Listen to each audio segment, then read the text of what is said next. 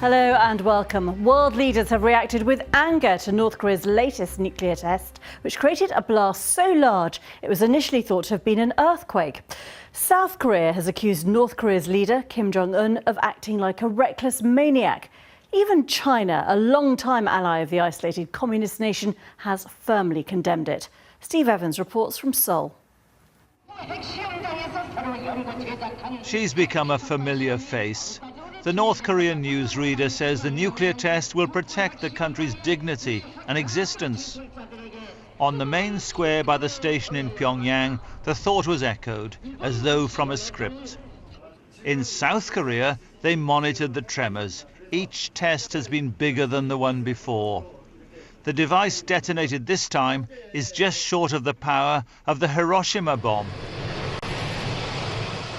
From Japan today, planes took off to gather air samples to try to determine what kind of device was exploded. Condemnation has been swift. We're trying still to monitor to find out precisely what took place. I'm very much concerned, and the resolutions of the Security Council must be implemented, and we will send this message very strongly. The underground blast happened at this site in North Korea, only 9 months after the last nuclear test. Kim Jong-un is in a rush to fulfill his nuclear ambition.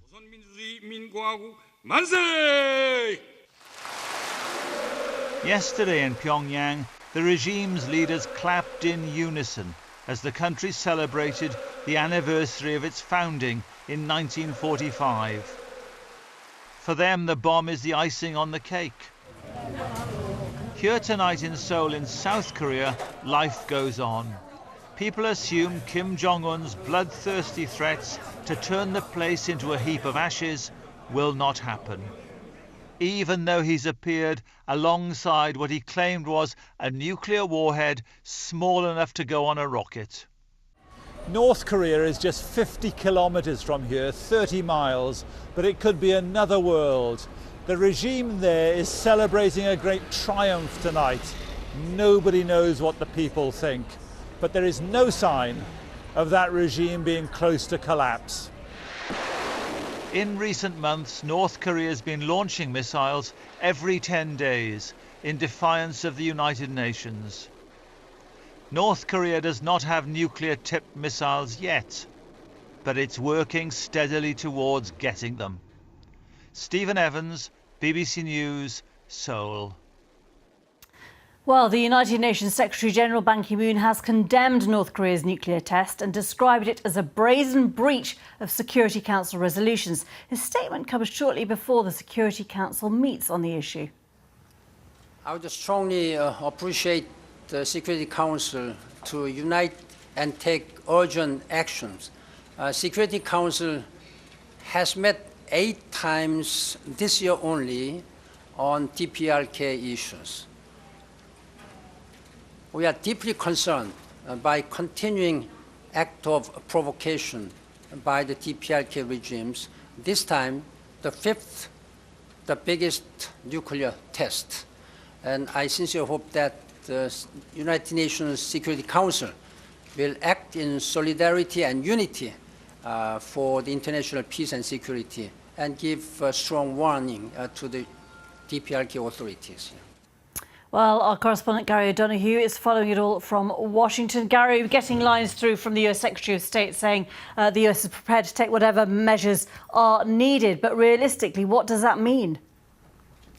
Well, Geeta, I think that's a good question, because bear in mind the UN Security Council has passed a whole bunch of resolution and sanctions against North Korea over the last 10 years, 5 sets of resolutions and sanctions. And what's happened? Well, what's happened is that North Korea's nuclear program has accelerated 2 nuclear tests this year, total of 5. Not just that, of course, but the testing of ballistic missiles, the delivery mechanism potentially for those nuclear warheads. So it is tricky. I think there'll be some pressure. The British ambassador to the UN recently talked about perhaps putting more people on the travel ban list, perhaps tightening sanctions, implementing the sanctions that have already been passed. But frankly, there's not a lot left. North Korea does export quite a lot of coal, for example. That's one of its only real exports, coal and iron ore, to China. And I think there'll be some pressure on China to ensure that the funds from that aren't being used in the nuclear program. But the international community's options here are running out in diplomatic terms. OK, Gary, thanks very much indeed. Well, long-time career specialist and honorary senior research fellow at Leeds University, Aidan Foster-Carter, joins us now via Skype. Thanks for joining us. Why do you think North Korea is pursuing this policy on nuclear testing? I mean, the South Korean president has attacked the leader, saying that he is uncontrollable. Do you think that is, the correct analysis? Uncontrollable may well be true. The bit about being a maniac I would very much dispute. The North Koreans know exactly what they're doing under Kim Jong-un, as under his father Kim Jong-il and grandfather before him, Kim Il-sung.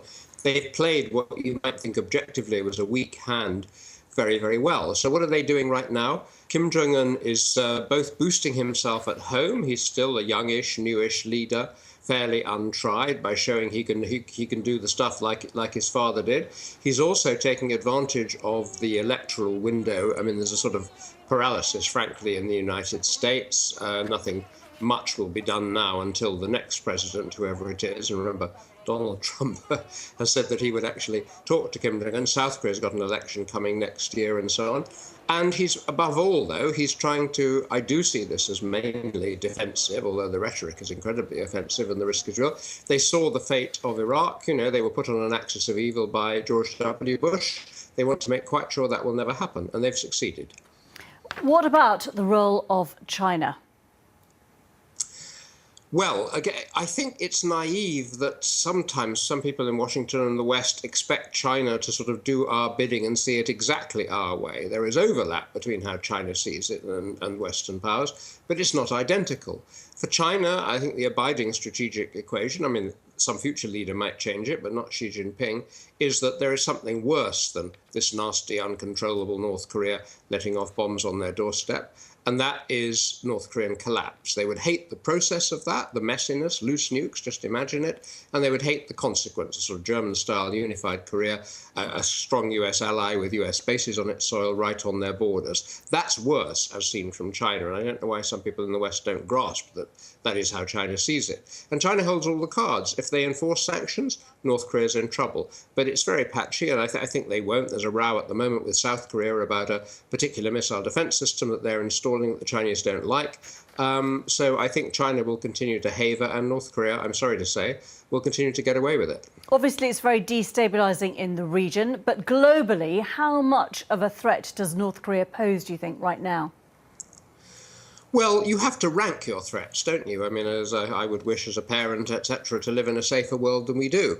But I am exercised by the huge conflagration that seems to sort of grip large swathes of the Islamic world. I'm exercised by Islamic State, which attracts young, rootless people and turns them into mass murderers and rapists. North Korea is the exact opposite of that. I don't mean to be complacent for one moment, but it's isolated.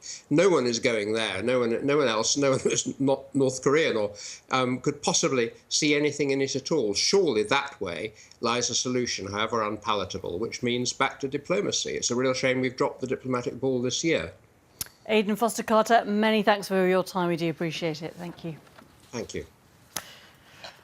Well, of course, on the question of Islamist attacks, the biggest in recent history was, of course, 9/11. It is almost 15 years since the 9/11 attacks in New York.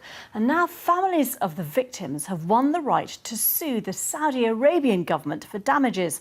The House of Representatives has passed the bill, the Justice Against Sponsors of Terrorism Act, despite a threat by President Obama to veto the measure. 15 of the 19 hijackers were nationals of Saudi Arabia. With me now is our reporter, Laura Bicker in Washington. Laura, can you just explain what exactly this bill allows, first of all? Well, as you mentioned there, 15 out of those 19 attackers were Saudi citizens. Saudi Arabia has always denied any involvement in those 9/11 attacks, and no direct link has ever been found to the Saudi government.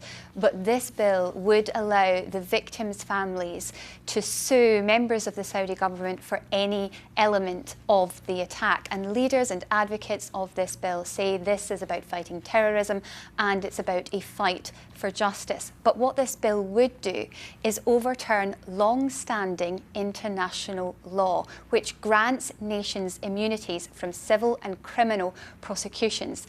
And that law certainly is something that President Obama is concerned about. And one of the reasons he said he would veto it, he is also concerned that it would strain relations between Saudi Arabia and the United States. And he fears a backlash. Saudi Arabia could, for instance, take out their own civil or criminal cases against US citizens or against US companies. So the bill now lands on President Obama's desk, and he's a very difficult decision to make. Although he's not in office for that long. No, he's not, and this will have a time limit on it the minute he vetoes it. He has the Senate, Congress would have 10 days after any potential veto to then override it, and 2/3 of a vote would do that for them. But Congress believes this has bipartisan support, and certainly Hillary Clinton, the Democratic presidential candidate, supports it also. So President Obama finds himself increasingly isolated. Not only does he have his own party supporting this bill, he also has to weigh up the geopolitical consequences if he vetoes it. So there will be lots of political horse trading over the next few weeks. Laura Bicker, thank you very much. 4 people have died in a train crash in northwest Spain. The train left the rails as it was coming into a station before veering into an electricity pylon. 47 people were hurt. Some are still in hospital, but none in a critical condition. Ben Bland has the story. Looking at the wreckage, it's hard to imagine how anyone walked away from this alive. On Friday morning, this train derailed in northwestern Spain. Its front carriage flipped onto its side and hit an electricity pylon. Among the dead, the driver, who was Portuguese. Dozens of passengers were also injured. The train suddenly braked and suitcases fell on top of us. My mother knocked into my father and hurt him. My mum's neck really hurts. There were 4 or 5 of us in the carriage. A man fell on the floor, and when we came out of the carriage, we saw people covered in blood. It was really horrible. The train had set off from the Spanish town of Vigo. It was heading towards Porto in Portugal. The crash happened near the town of Oporino, about 20 minutes into the journey. The passenger train belonged to Portuguese state rail company Comboios. Spanish authorities have launched an investigation, but for now, the cause of the accident remains unclear. Ben Bland, BBC News. A look at some of the day's other news now, and Facebook has been accused of abusing its power by deleting one of the most famous images of the Vietnam War, a picture of a naked girl fleeing a napalm attack. Well, the Norwegian newspaper Aftenposten led the criticism after the social network suspended a Norwegian writer's account because he'd used the image in a shortlist of the world's most influential war photographs. US prosecutors have charged a Volkswagen engineer over his role in developing illegal emissions cheating software. A year ago, VW admitted installing pollution-controlled software in some diesel cars and vans to falsify emissions test results. The engineer, James Liang, pleaded guilty to conspiring to defraud US regulators and customers. Day 2 of the Paralympic Games in Rio has started, and there are 50 gold medals up for grabs. Well, the first day saw Kenyan athlete Samuel Muche Kimani winning the first Paralympic gold medal for his country, and cyclist Sarah Story becoming Britain's most successful female Paralympian after winning her 12th career gold. Let's get a little bit more. Julia Cagnaro is in Rio. Has it been a good day so far? No, lots more to come, of course. Yes, Geeta, lots of action here in Rio, and I'd like to bring you a highlight from yesterday. Brazil is starting off quite well in this Paralympic Games as the host country.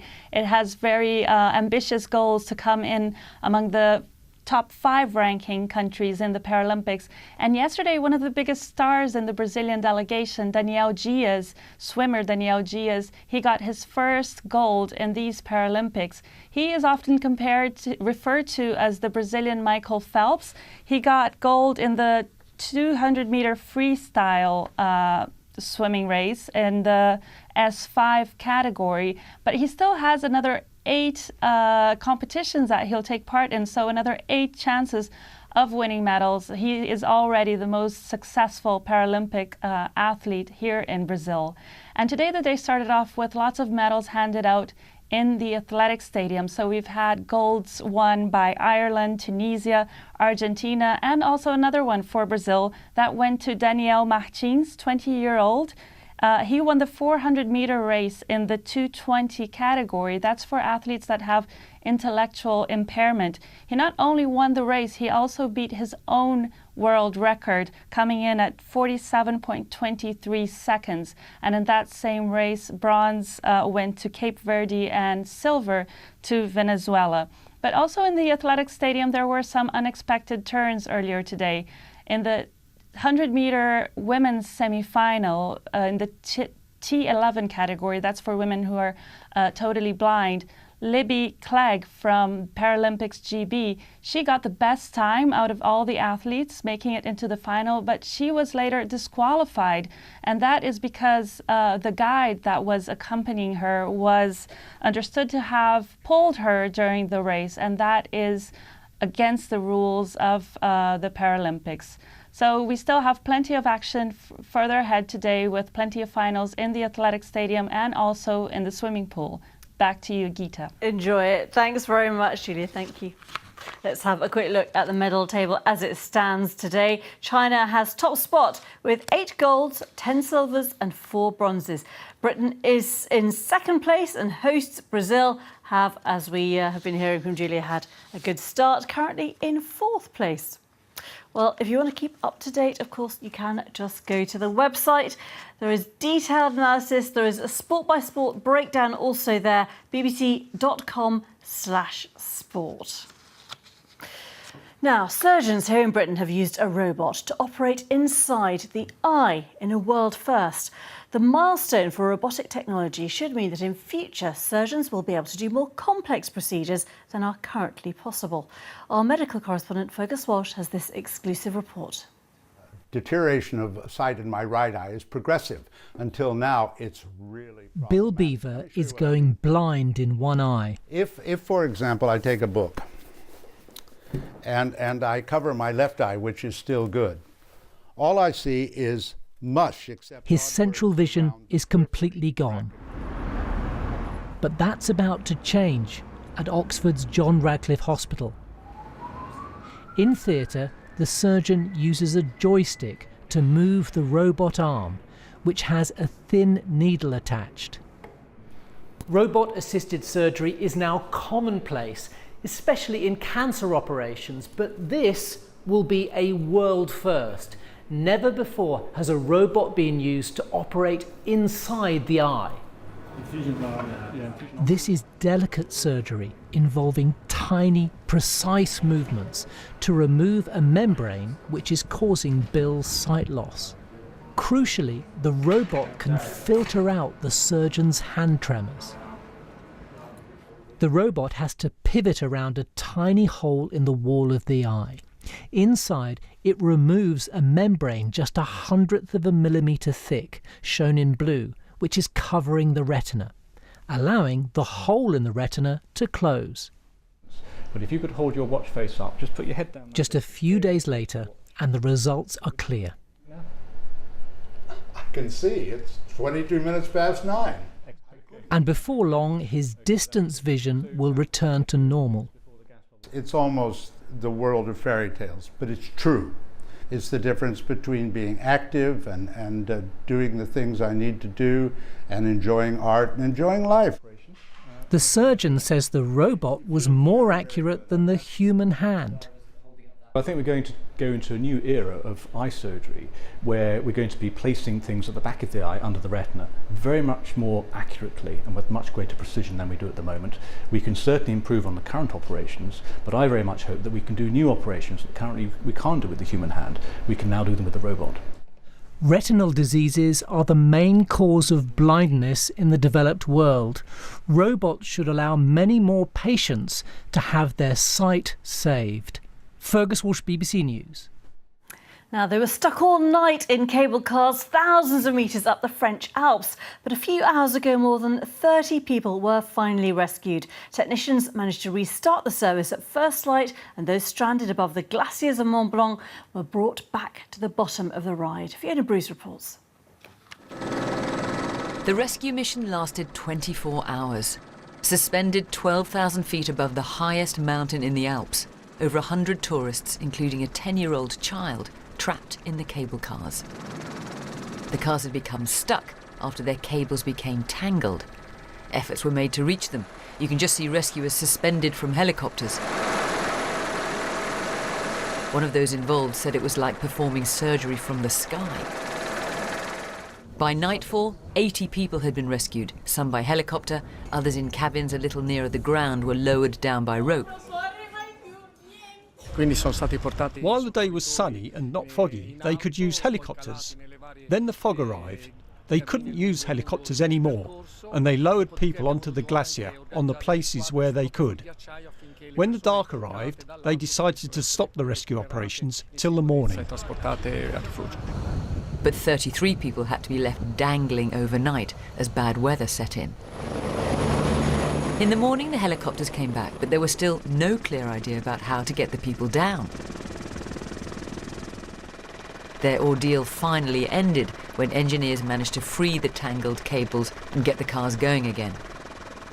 Absolutely terrifying. Well, from Mont Blanc to Snowden, Edward Snowden, actually, because a film about him by director Oliver Stone has been polarising audiences. From Toronto, Tom Brooke reports.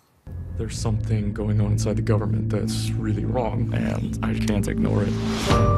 In this Hollywood rendering, Joseph Gordon-Levitt portrays Edward Snowden, the man behind the largest intelligence leak in NSA history.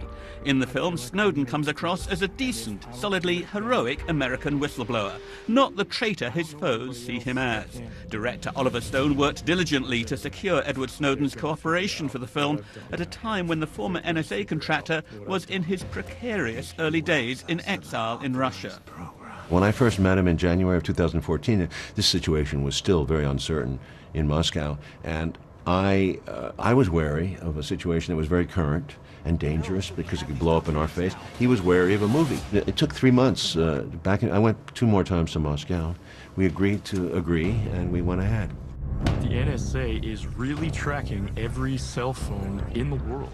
What has emerged is a story very sympathetic to Snowden's cause. It's a dramatisation. The screenplay, co-written by Oliver Stone, was inspired by 2 books. Joseph Gordon-Levitt maintains it's a drama which brings audiences a picture of Snowden that's more complete than what can be gleaned from existing media accounts. Is it a balanced drama? Because there are a lot of people who do view Edward Snowden as being a traitor, but not much weight is given to that viewpoint in this film, is it?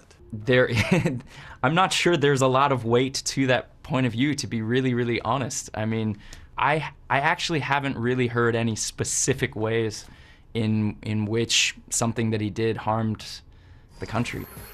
Not so, say Snowden's critics, of which there are many. After seeing the trailer for the film, Rebecca Heinrichs, a fellow at the conservative Hudson Institute, became convinced that Oliver Stone had got it all wrong. There are very real-life consequences in which lives, we believe, were lost because of the sorts of information that he revealed. And he really is a shameful individual. And so it is too bad that this film is most likely going to have a large audience, and people are going to come away thinking that he's some sort of American hero, and that sets a precedent. I think that's a problem. It's been reported that the film is a component of a bigger strategy to advance an appeal for clemency for Snowden. I don't think the government's claims about harm to national security are going to age well. They rarely do. So one of these days we're going to see Edward Snowden return home and be broadly accepted as the whistleblower that he is. I do think that this film will help hasten that day. But Snowden will find little support from the two major presidential candidates. Hillary Clinton has said that he will have to face the music for leaking government secrets, and Donald Trump has called him a total traitor. Tom Brooke, BBC News, Toronto. They're going to come for me. Just to quickly let you know, Facebook has reversed its position. It will allow that very iconic photo from the Vietnam War. More on that, of course, elsewhere on the BBC. Stay with us. Thanks for watching.